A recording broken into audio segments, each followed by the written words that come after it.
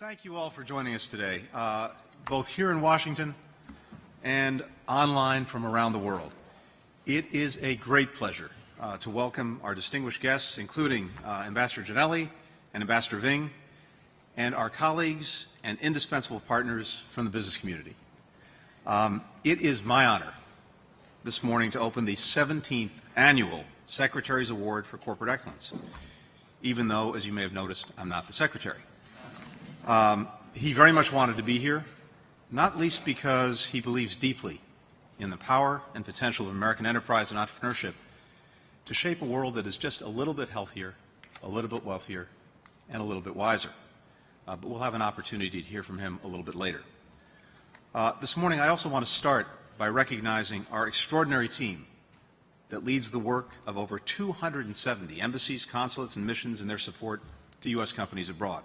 Kathy Novelli, our Undersecretary for Economic Growth, Energy, and the Environment, and Charlie Rivkin, our Assistant Secretary for Economic and Business Affairs. Thank you for the extraordinary work that you're doing every single day. Really appreciate it very much.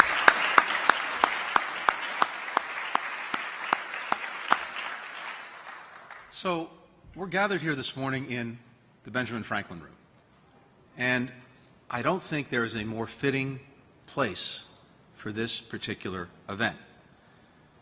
The room, of course, is named for our very first diplomat and perhaps our most eccentric one. Ben Franklin charted the Gulf Stream. He pioneered the study of electricity.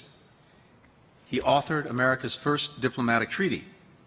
He helped forge a new ethos of self-government. And virtually all of this he did while not sober. He was an innovator, one of our nation's greatest. He never met a problem he couldn't solve, and he never crafted a solution that didn't occur to the benefit of all.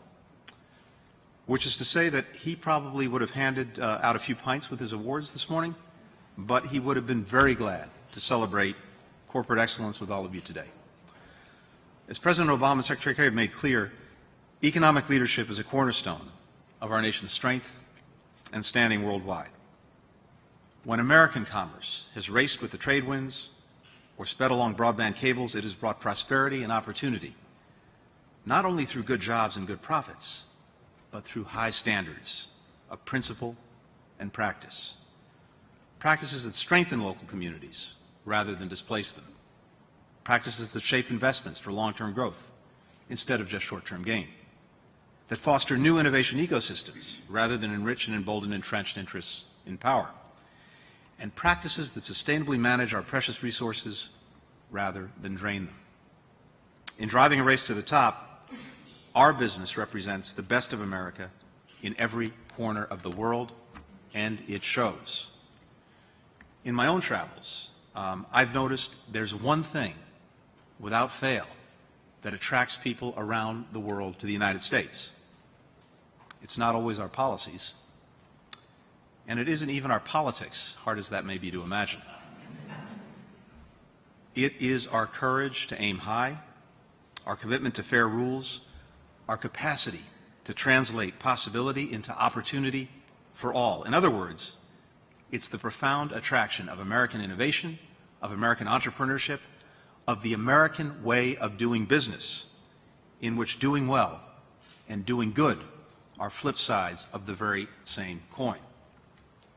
It's a perception that's been forged because leaders in American business, leaders like yourselves, recognize that corporate social responsibility is not merely a complement to business, it is the core of business.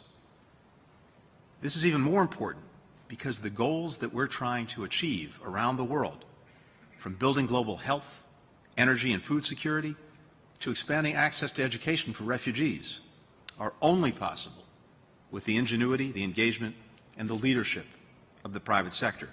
We need the depth of expertise and commitment that you all bring to the table today more than ever before.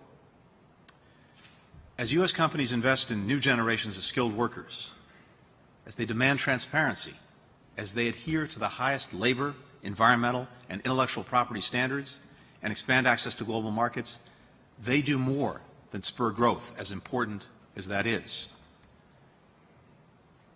They shape an enabling environment that allows good governance to thrive, the rule of law to take root, and individuals to reach their full potential. You know, if you asked experts 50 or 100 years ago, what constitutes the wealth of a nation? The answer that you'd probably get is, well, it's the expanse of its landmass, the size of its population, the strength of its military, its abundance in natural resources. And of course, all of those things still matter. They're still important. But I think what we know now is that in the 21st century, the true wealth of a nation can be found in its human resources and their ability to be creative, innovative, entrepreneurial.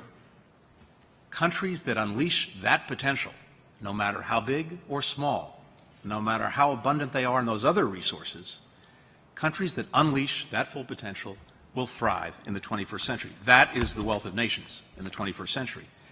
And that is the very potential that all of you are helping to unlock through leadership that stands out and sets us apart and sets you apart.